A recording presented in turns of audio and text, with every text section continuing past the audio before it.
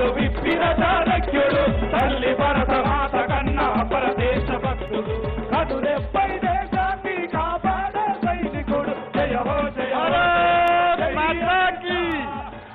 भारत माता की भारत माता की अमित शाह जी नायकत्व अमित शाह गारी नायकत्व अमित शाह गारी नायकत्व नरेंद्र मोदी गारी नायकत्व अमित शाह गारी नायकत्व अमित शाह जी नायकत्व अमित शाह गारी नायकत्व अमित शाह गारी नायकत्व नरेंद्र मोदी गारी नायकत्व अमित शाह गारी नायकत्व नरेंद्र मोदी गारी नायकत्व इवाल बसव महाराज गारी जयंती संदर्भंगा वारिनी पुष्पगुच्चालतोटी पुष्पमालतोटी वारिकी गौरवाన్ని ఆపాదించాల్సిందిగా గౌరవనీయులు అమిత్ షా గారిని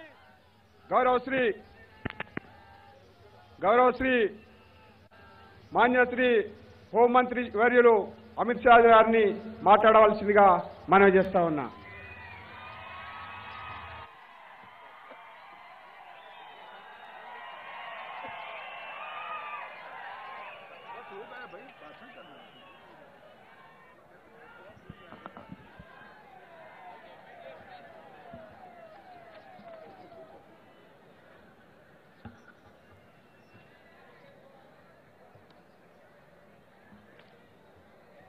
मेरे साथ बोलिए, भारत माता की।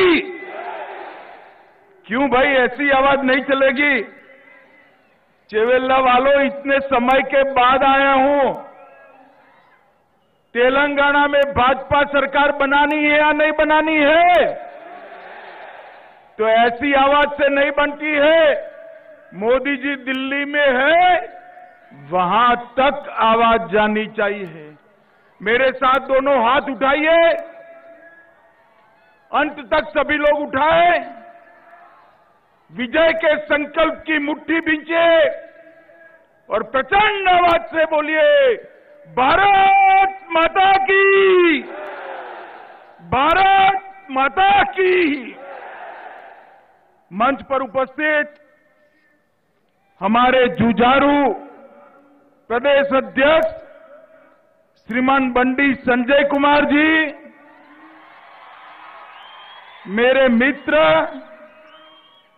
और केंद्रीय मंत्री श्रीमान किशन रेड्डी जी, ओबीसी मोर्चा के राष्ट्रीय अध्यक्ष डॉक्टर के लक्ष्मण जी, भारतीय जनता पार्टी के वरिष्ठ नेता और ज्वाइनिंग कमेटी के अध्यक्ष श्री इटेला राजेंद्र जी, हमारे राष्ट्रीय महासचिव श्रीमान तरुण चूक जी, श्रीमती डीके अरुणा जी, श्री पी मुरलीधर राव जी, श्री प्रेमेंद्र रेड्डी जी, यहां के जिला अध्यक्ष महोदय, और आज इस विराट सभा में आए हुए प्यारे भाइयों, बहनों, माताओं और मेरे जिगर के टुकड़े जैसे युवा मित्रों। श्रीमान विश्वेश्वर रेड्डी जी खड़े हो जाइए, आप जरा ताली बजाओ विश्वेश्वर जी के लिए। और आज आए हुए प्यारे भाइयों और बहनों, आप सभी को मैं प्रणाम करता हूं। आज सबसे पहले जगत ज्योति बसवन्ना को उनके चरणों में शीश झुकाकर प्रणाम कर कर मेरी बात की शुरुआत करना चाहता हूं। मित्रों, आज तेलंगाना की इस पवित्र भूमि में चिलकूर बालाजी, श्री वेंकटेश्वर स्वामी, श्री लक्ष्मी नरसिम्हा स्वामी, श्री महेश्वर महादेव को प्रणाम कर कर मेरी बात की शुरुआत करना चाहता हूं। इसी धरती से आंध्र प्रदेश के पहले उप मुख्यमंत्री, स्वतंत्रता सेनानी और जागीरदारों के खिलाफ किसानों के विद्रोह की लड़ाई लड़ने वाले कोंडा वेंकट रंगा रेड्डी जी को भी प्रणाम कर कर मेरी बात की शुरुआत करना चाहता हूं। मित्रों, आज ये विशाल रैली जो दिखाई पड़ती है वो इस बात का सबूत है कि आने वाले विधानसभा चुनाव में प्रचंड बहुमत के साथ भारतीय जनता पार्टी की सरकार बनने जा रही है। यहां पर 8-9 सालों से बीआरएस का जो भ्रष्टाचारी शासन चल रहा है उसकी उल्टी गिनती शुरू हो चुकी है। बीआरएस और केसीआर इनके विरोध में ये जन आक्रोश पूरी दुनिया देख रही है। मित्रों, तेलंगाना के ही पद्म भूषण बड़े गुलाम अली खान जी की भी आज पुण्यतिथि है। मैं इनको भी प्रणाम कर कर मेरी बात की शुरुआत करता हूं। मित्रों, अभी अभी हमारे बंडी संजय को केसीआर ने जेल में डाल दिया। उनको लगता है कि भाजपा कार्यकर्ता जेल में जाने से डरते हैं। केसीआर, कान खोलकर सुन लो, यहां एक एक कार्यकर्ता आपके अत्याचार और जुर्म सहने से डरता नहीं है। हमारी लड़ाई तब तक समाप्त नहीं होगी जब तक आपको गद्दी से नीचे नहीं उतार देते हैं। मुझे बताओ, तेलंगाना वालों, बंडी संजय कुमार की अरेस्ट से आप सहमत हो क्या? जोर से बोलो, सहमत हो क्या? मैं आज पूछना चाहता हूं केसीआर को, क्या गुनाह था बंडी संजय कुमार का? एक ही गुनाह था कि उन्होंने पेपर लीकेज के खिलाफ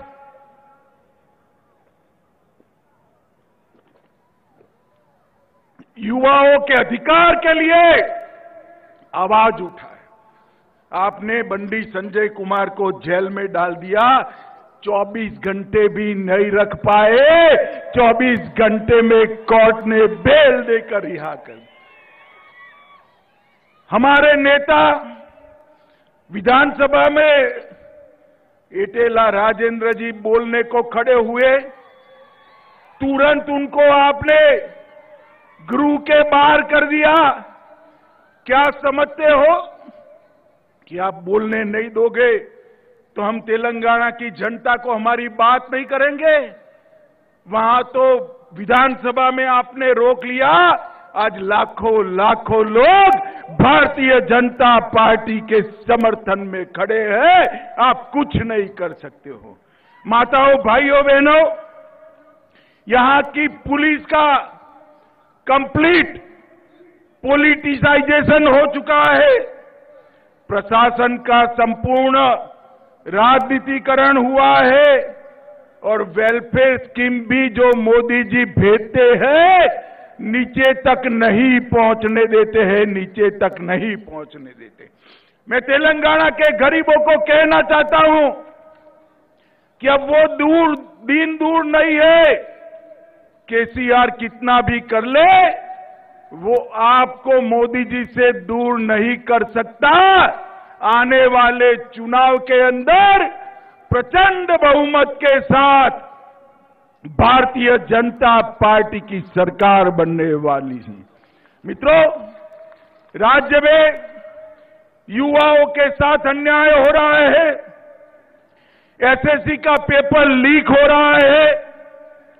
तेलंगाना स्टेट सर्विस कमीशन के पेपर भी लीक हो रहे हैं। 55,000 से ज्यादा, अरे लाखों युवाओं का भविष्य एक केसीआर की सरकार ने बर्बाद कर दिया है। केसीआर, चुनाव के मैदान में ये युवा आपका हिसाब किताब करने के लिए तैयार है। राज्य में 2 लाख से ज्यादा पद खाली पड़े हैं, 2 टर्म से भर्ती नहीं करी और अब अंत में जल्दी जल्दी में भर्ती करी है, करने का प्रयास किया है। 80,000 भर्तियों की घोषणा की, उसमें भी पेपर लीक कर युवाओं को बर्बाद करने का काम आपने किया है। मुझे बताओ, तेलंगाना के युवाओं, एक केसीआर को, जिसने तेलंगाना के युवाओं का भविष्य बर्बाद किया, इसको एक क्षण भी सत्ता पर रहने का अधिकार है क्या? जोर से बोलो, है क्या? जो ठीक से एक भी परीक्षा नहीं कर सकता है, उसको सत्ता पर रहने का अधिकार नहीं। 9 साल में हजारों लाखों शिक्षकों की नियुक्ति नहीं की। टीएसपीएससी के घोटाले पर मुख्यमंत्री ने अब तक एक शब्द नहीं बोला है। केसीआर, किसको बचाना चाहते हो आप में अगर हिम्मत है तो सिटिंग जज की जांच रखो, दूध का दूध पानी का पानी हो जाएगा। और अगर आप नहीं रखते हो तो ऐसे मत समझो कि बच जाओगे। भाजपा की सरकार बनने वाली है, भ्रष्टाचार करने वाले एक एक व्यक्ति को जेल की सलाखों के पीछे भारतीय जनता पार्टी डालेगी। आप इस तरह से बेरोजगार युवाओं पर लाठी चलाकर, हमारे नेताओं को जेल में डालकर जनता का मुंह चुप नहीं कर सकते हो। केसीआर, आपका और आपके परिवार का भ्रष्टाचारी शासन तेलंगाना की जनता अब जान चुकी है। बड़े पैमाने पर सरकार के फंड का दुरुपयोग हो रहा है। पोल्ट्री चारा घोटाले, इसको आप संभाल कर बैठे हो। आपके इर्द गिर्द के लोग ही इस घोटाले के मुख्य आरोपी है। मित्रों, ये बीआरएस ध्यान बटाने के लिए तेलंगाना राष्ट्र समिति से भारत राष्ट्र समिति बना, क्योंकि वो ध्यान बटाना चाहते हैं। भैया केसीआर, तेलंगाना में ही आपका काम तमाम होने वाला है, भारत की कहां बात करते हो। इन्होंने प्रधानमंत्री बनने का स्वप्न देखा है, इधर उधर घूमते हैं कि भाई प्रधानमंत्री का बात करेंगे तो मुख्यमंत्री तो बन ही जाओगे। अरे तेलंगाना की जनता सब समझती है, प्रधानमंत्री की कुर्सी खाली नहीं है। 24 में फिर से पूर्ण बहुमत के साथ नरेंद्र मोदी प्रधानमंत्री बनने जा रहे हैं। केसीआर, नरेंद्र मोदी ने मुझे बताओ चेवेल्ला वालों, 24 में मोदी जी को प्रधानमंत्री बनाओगे? ऐसे नहीं, दोनों हाथ उठाकर बताओ, बनाओगे? मगर 24 में अगर फुल पिक्चर देखना है मोदी जी को प्रधानमंत्री बनाने का, तो उसके पहले ट्रेलर आता है तेलंगाना में भाजपा की सरकार बनाने का। बनाएंगे सरकार? मित्रों, कई सारे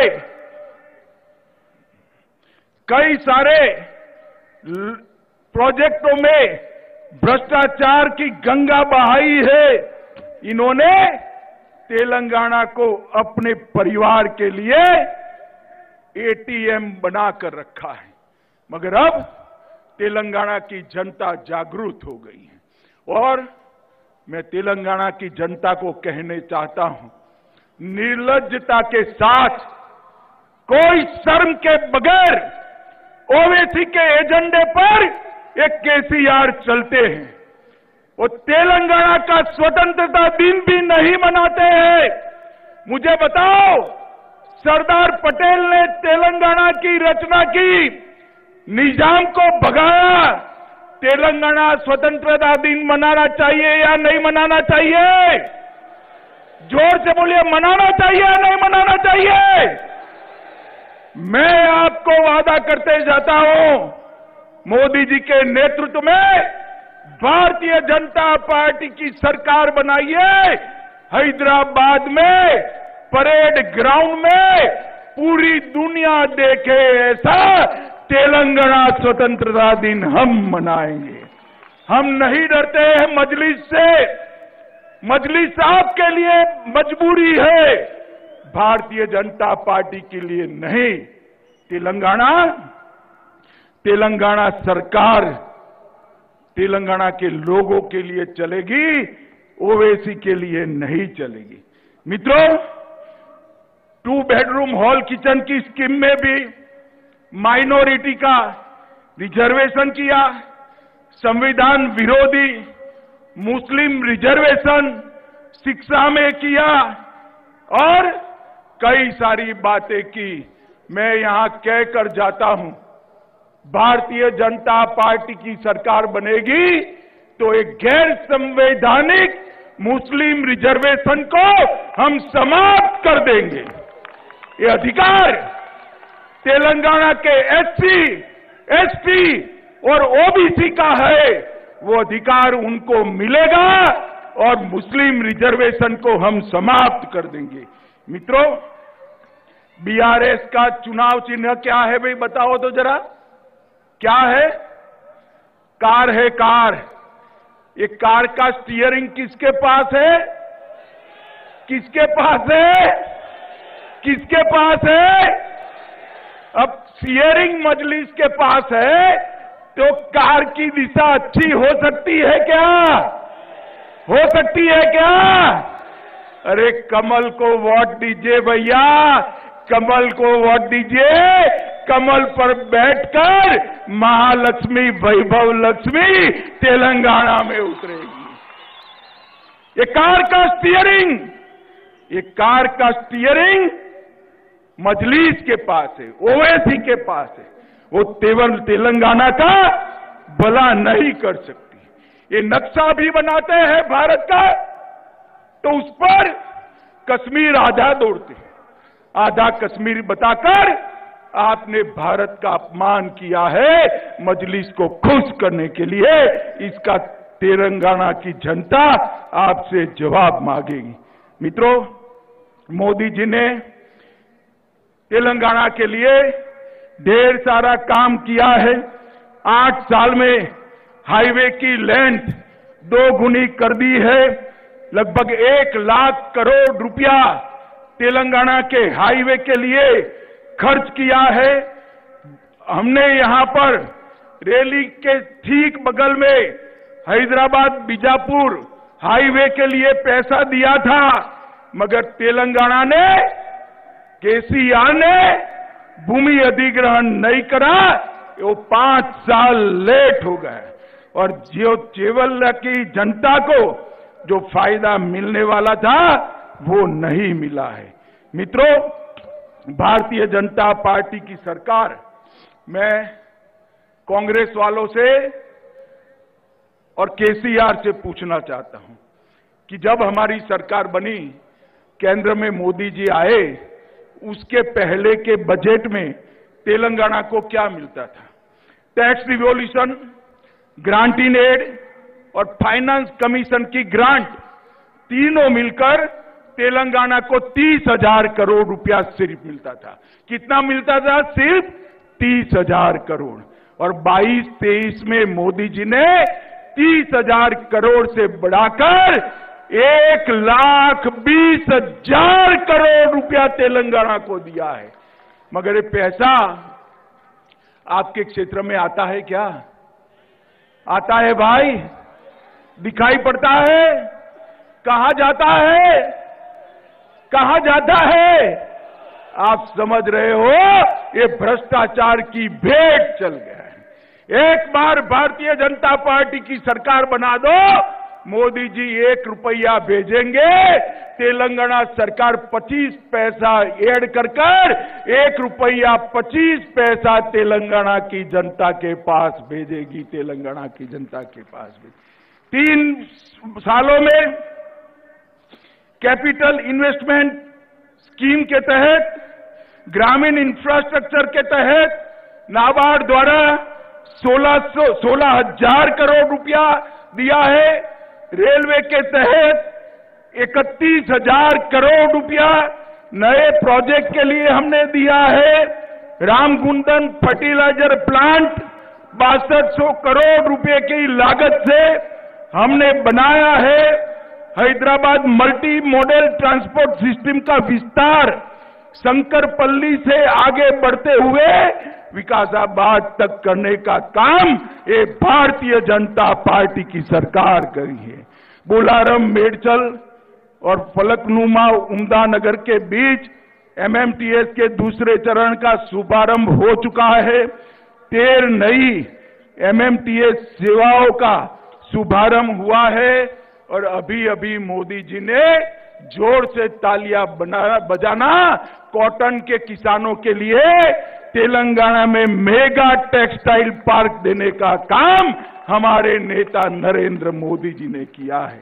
माताओं, भाइयों, बहनों, मुझे आने में थोड़ी देर हुई, मैं फिर से आऊंगा, इनके वादों का हिसाब मांगूंगा। जितने भी वादे किए इन्होंने पूरे नहीं किए। और सबसे बड़ी बात, एक कोई सरकार तेलंगाना में ऐसी नहीं चल सकती जिसका स्टीयरिंग ओवैसी के पास है, मजलिस के पास है। हम यहां पर एक ऐसी सरकार बनाएंगे जो देश के विकास को, तेलंगाना के विकास को, आपके विकास को समर्पित हो।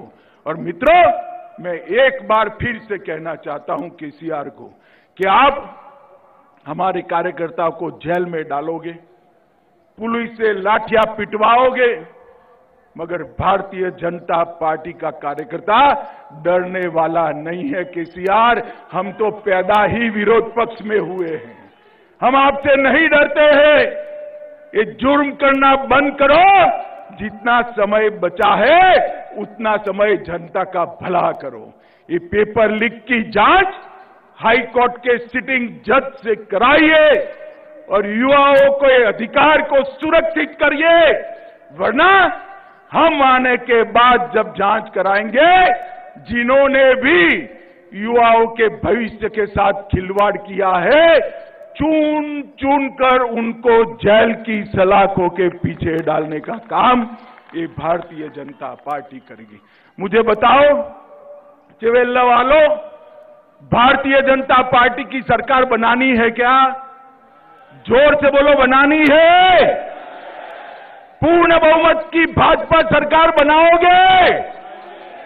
मोदी जी को 24 में फिर से प्रधानमंत्री बनाओगे? कमल के निशान पर दोनों चुनाव में बटन दबाओगे? मोदी जी के नेतृत्व में तेलंगाना को सबसे विकसित राज्य बनाओगे? एक केसीआर और ओवैसी की सरकार को उखाड़कर फेंक दोगे? पक्का फेंक दोगे? तो मेरे साथ दोनों हाथ उठाइए, उठाइए दोनों हाथ, विजय के संकल्प की मुट्ठी भींचिए और प्रचंड आवाज से बोलिए, भारत माता की, भारत माता की, भारत माता की, वंदे वंदे वंदे। आप सभी का बहुत बहुत धन्यवाद। वंदे मातरम।